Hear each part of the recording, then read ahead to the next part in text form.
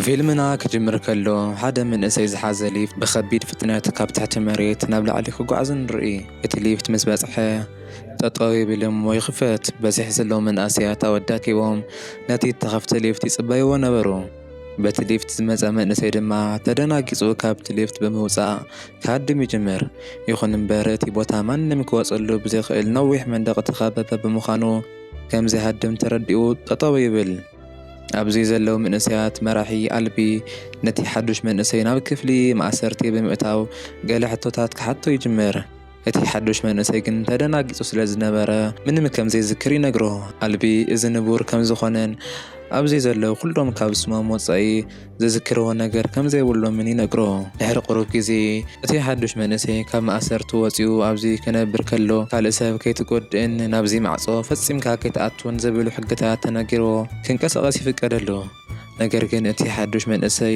ናብቲ ከይተኣቱ ተባህለ ማዕጾ ቀሪቡ ናይ ምርኣይ ድሌት ስለ ዝሕደረ ናብቲ ማዕጾ ይጽጋዕ በዚ እዋን እዚ ቤንን ማኑን ዝተባህሉ መንእሰያት ጋብቲ ማዕጾ ወፂኦም ናብቲ ንሱ ዘለዎ ክኣቱ ይርኦም ካብ ጥቑ ዘሎ ቻክ ዝተባህለ ቆልዓ ድማ ንሳቶም ናብኡ ክኣቱ ተፈቕደሎም ፈጣናት ጎየይቲ ስለ ዝኾኑ እዩ ኢሉ ብዛዕባ እቲ ኩነታት ብውሕዱ ከረድኦ ይፍትን እቲ ሓዱሽ መንእሰይ ናብቲ ማዕጾ ዝያዳ ክጽጋዕ ከሎ ጋሊ ዝተባህለ ካልእ መንእሰይ መጺኡ ይደፍኦሞ ኣብ መሬት ተውድቆ ሕጊ ከም ዘየኽበረ ድማ ንኻልኦት መንእሰያት ብቁጣዕ ይረድኦም ምሸት ድማ ኒውት ነቲ ሓዱሽ መንእሰይ እቶም ክልተ ፈጣናት ጎይቲ ኩሉ ግዜ ንግሆ በቲ ማዕጾ ኣትዮም ፀሓይ ቅድሚ ምእታዋ ከም ዝምለሱ ናብኡ ዝኣትዉ ድማ ናይቲ መውፅኢ መንገዲ ካርታን ንምፍላጥ ከም ዝኾነ እዚ ድማ ዝሓለፉ 3 ዓመታት ከይቋረፁ ከም ዝገበርዎ ነገር ግን ክሳብ ሕጂ ዝኾነ ነገር ከም ዘይረኸቡ ይነግሮ እዚ እናነገሮ ከሎ ብጣዕሚ ዘፈርሕ ድምፂ ይሰምዑ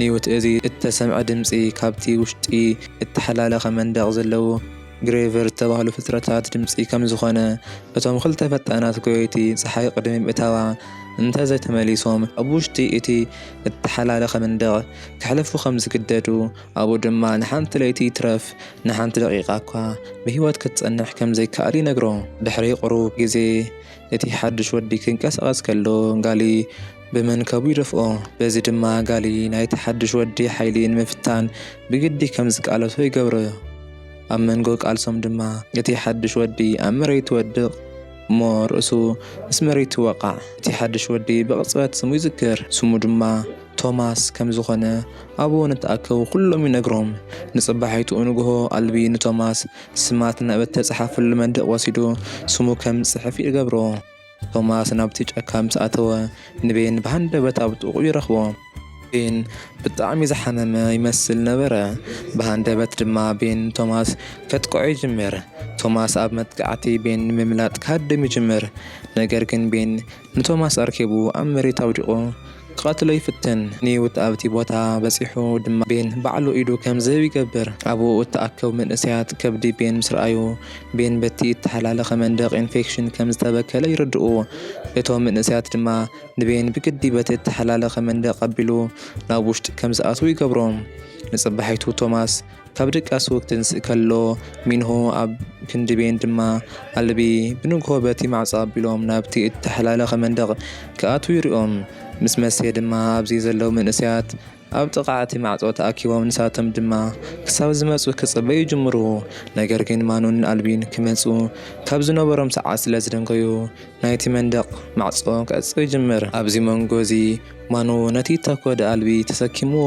ይመጽእ ናይቲ ማዕጾ ምዕጻውን ማኑን ኣልቢን ብምኽንያት እቲ ጉድኣት ብፍጥነት ካብቲ መንደቕ ክወፁ ከም ዘይኽእሉ ዝረኣየ ቶማስ ንምሕጋዝ ከይሓሰበሉ በቲ ክፍተቱ እናፀበበ ዝኸይድ ዘሎ ማዕጾ ይኣቱ ድሕሪኡ ድማ እቲ ማዕጾ ይዕጾ ኣብ ውሽጢ እቲ መንደቕ እተዓጽወሎም ማኑን ቶማስን ወዲያው ድማ ቶማስ ካብ ላዕሊ ዝነጥብ ረጒድ ፈሳሲ ተዓዚቡ ላዕሊ ክርኢ ከሎ ካብ ላዕሊ ግሬቨር ናብኡ ክመጽእ ቶማስ ይሪኦ እቲ ግሬቨር መሬት ወሪዱ ንቶማስ ከሳድዶ ይጅምር ቶማስ ተንጠልጢሉ ኣብ ጫፍ እቲ መንደቕ ብምድያብ ንምምላጥ ክፍትን ከሎ ኣብ ጫፍ እቲ መንደቕ ይበጽሕ ካብ ድሕሪኡ ግሬቨር ብዝለዓለ ፍጥነት እናሰዓቦ ዘሎ ቶማስ ካልእ መማረፂ ስለ ዘይብሉ ካብ ጫፍ እቲ መንደቕ ብምዝላል ኣብ ካልእ መንደቕ ዘሎ ሓረግ ይንጥልጠል እቲ ግሬቨር ድማ ንቶማስ ክስዕቦ ክፍትን ከሎ እቲ ሓረግ ጠሊፉ ይሕዞ ቶማስ ንምምላጥ ካድም ከሎ ምስ ማኑ ይራኸብ ወዲያው ድማ እቲ መንደቕ እናተንቀሳቐሰ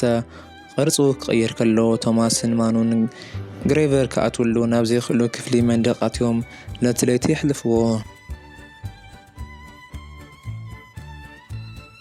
ንጽባሒቱ ማኑን ቶማስን ንኣለቢ ብህይወት ካብቲ ዘፍርሕ መንደቕ ሒዞም ይወፁ። ቀፂሉ ድማ ኣብኡ ዘለው መንእሰያት ተኣኪቦም ጋሊ ቶማስ ሕጊ ስለ ዝተሓሰ ክቕፅዕ ኣለዎ ዝብል ሓሳብ ይቕርብ። ነገር ግን ማኑ ቶማስ ፈጣን ጎያይ ክኸውን ኣለዎ ዝብል። ኣብኡ ዘለው መንእሰያት ድማ ካብ ጋሊ ወፃኢ በቲ ሓሳብ ይስማምዑ። ኣብዚ መንጎ እዚ ካብቲ ናይ ሊፍት መዳረሻ ድምፂ ይስማዕ። እቶም መንእሰያት ድማ ድምፂ ናብ ሰምዕሉ ናይ ሊፍት መዳረሻ ምስ በጽሑ ርእሳ ዝሰሓተት ሓንቲ ጓል ይረኽቡ። ምስታ ርእሳ ዝሰሓተት ጓል ድማ እዚኣ እታ መወዳእታ እያ ዝብል ጽሑፍ ብሓባር ይረኽቡ። እቶም መንእሰያት ድማ ነታ ሓዳ ዝመጸት ጓል ካብ ውሽጢ እቲ ሊፍት ኣውፂኦም ክትዓርፍ ይገብርዋ። ንጽባሒቱ ቶማስ ማኑን ካልኦት 3 ሓደሽቲ ፈጣናት ጎይትን ናብቲ ዘፍርሕ መንደቕ ይኣትዉ። ናብ ውሽጢ ምስ ኣተው ድማ ትማሊ ምሸት እቲ መንደቕ ቅርጹ ክቕይር ከሎ ጨፍሊቑ ዝቐተሎ ንቶማስ ከሳድዶ ዝነበረ ግሬቨር ይርእዎ። ናብቲ ግሬቨር ቀሪቦም ብሓባር ብምዃን ናይቲ ግሬቨር እግሪ ይምንጥልዎ። ኣብ እግሪ ድማ ሓደ WCKD ዝብል ጽሑፍ ዘለዎ ሜካኒካል መሳርሒ ይረኽቡ። ማኑ ን3 ዓመት ከም ዝረጋገጹ መሰረት እቲ መንደቕ በብመዓልቱ ቅርጹ ከም ዝቕይርን ቅርጹ ብዝቐየረ መጠን ድማ ቁጽሪ 1 መውፅኢ ከም ዝኽፈትን ኣብዚ መንደቕ ድማ 1 ክሳብ 8 ዝብል ቁጽሪ ከም ዝረኣይ ይነግሮም። ንሳቶም ድማ ካብ እግሪ እቲ ግሬቨር ዝነቐለዎ ሓፂን 7 ዝብል ጽሑፍ ስለ ዘለዎ እቲ ግሬቨር ካብ ሴክሽን 7 ዝመጸ እዩ ዝብል መደምደምታ ይረኽቡ። ኣብዚ መንጎ እዚ ሓዳሽ ዝመጸት ቴሬሳ ኣብቲ ግንቢ ላዕሊ ኮይና ዝረኸበት ኣቕሓ ኩሉ ኣብ ታሕቲ ዘለው መንእሰያት እናደርቤት ክረሕቁላ ትሙክር። እዚ መንጎ እዚ ንቶማስ ትሪኦሞ ትረጋጋዕ። ቶማስ ድማ ናብቲ ላዕሊ ደይቡ ክረጋጋዕ ይፍትን። ስማ ድማ ቴሬሳ ከም ትበሃልን ንቶማስ ኣበይ ከም ዝኾነ እንተዘይዘከረቶ እኳ ከም እትፈልጦ ካብ ዝወፃእ ግን ዝኾነ ትውስታ ከም ዘይብላ ትነግሮ። ቶማስ ድማ ብዛዕባ እቲ ኩነታት ብምልኡ ንቴሬሳ ይረድኣ። ንጽባሒቱ ማኑን ቶማስን ኣብ ውሽጢ እቲ ተሓላለኸ መንደቕ ይኣትዉ። ብናይ ማኑ መሪሕነት ድማ ብዙሓት ክፍልታት ኣሳጊሮም ሴክሽን 7 ናብ እተባሃለ ማኑ እኳ በፂሕዎ ናብ ዘይፈልጥ ክፍሊ ይጽግዑ። በዚ እዋን እዚ ድማ እቲ ካብ እግሪ እቲ ግሬቨር ዝነቐልዎ መሳርሒ ድምፂ ከስምዕ ይጅምር። ንሳቶም ዝያዳ ኣብ ዝቐረቡ ቁጽሪ ድማ እቲ ሒዞሞ ዘለው መሳርሒ ዘለዎ ቀይሕ መብራህቲ ኣብ ቀጠልያ ሕብሪ ይቕየር እሞ ሓዱሽ መንደቕ ይኽፈት። ነገር ግን ወዲያው ተኸፊቱ ዘይፈልጥ መንደቕ እናተኸፈተ ቅርጾም ብምቕያር ክገጣጠሙ ይጅምሩ። ቶማስን ማኑን በፍጥነት ብምጉያይ ንቑሩብ እናተዓጸቡ ካብ ዘለው መንደቆም ኣምሊጦም ብህይወት ይተርፉ። ቀፂሎም ድማ ቶማስን ማኑን ሓዱሽ መውፅኢ ከም ዝረኸቡ ንኹሉ ይነግሩ። ነገር ግን ጋሊ እዚ ናይ ህይወት መፈንጠራ ክኸውን ይኽእል እዩ ብምባል ሳቦም ውድቂ ይገብሮ። እዚ እናተዛረቡ ከለው ምስ መሰየ ይዕፀዎ ዝነበረ ማዕጾ ከይተዓፀወ ይተርፍ እሞ ኣብ ክንድኡ ካብ ዘይፈልጥዎ ኣንፈት ሓዱሽ ማዕጾ ይኽፈት። ግሬቨርስ ድማ ይመፅሎም። እቶም መንእሰያት ብድንጋጸ ህይወቶም ንምድሓን ካድሞ ክፍትኑ ከለው እቶም ግሬቨራት ሓደ ብሓደ እናሰዓቡ ይቐትልዎም። ቶማስን ውሕዳትን ድማ ኣብ ሓደ መሕብእ ውሽጢ ብምሕባእ ብህይወት ይተርፍዎም። ቀፂሉ ጋሊ ብጣዕሚ ብምርሓቕ ነዚ ኩሉ ነገር ተሓታቲ ቶማስ ብምግባር ወበክሱ ይሃርሞ።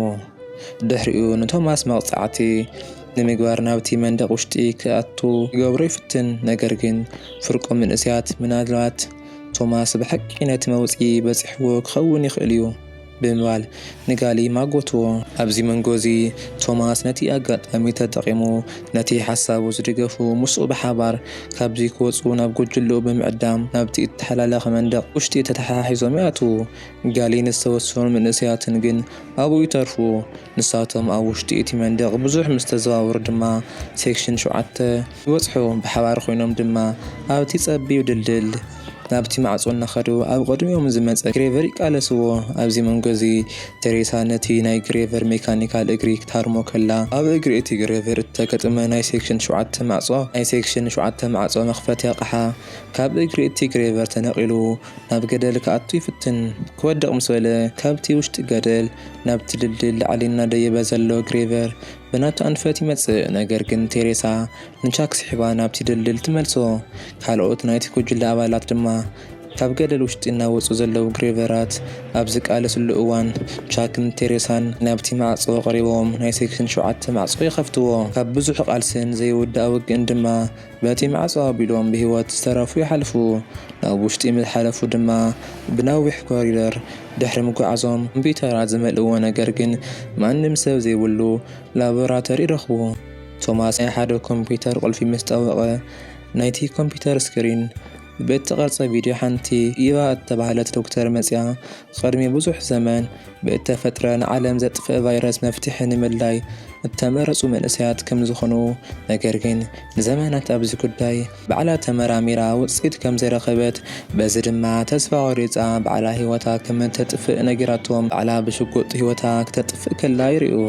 ወዲያው ድማ ሓደ ማዕጾ ይኽፈት እሞ ጋሊ መሳርሒ ሒዙ ናብ እኒ ቶማስ ይመጽእ። በዚ እዋን እዚ ድማ ኣብ ኢዱ ዝሓዞ ኩናት ወርዊሩ ንጋሊ ይቐትሎ። ነገር ግን ጋሊ ቅድሚ ምውዳቑ ዝተኮሰ ጥይት ንቻካሪሙ ይቐትሎ።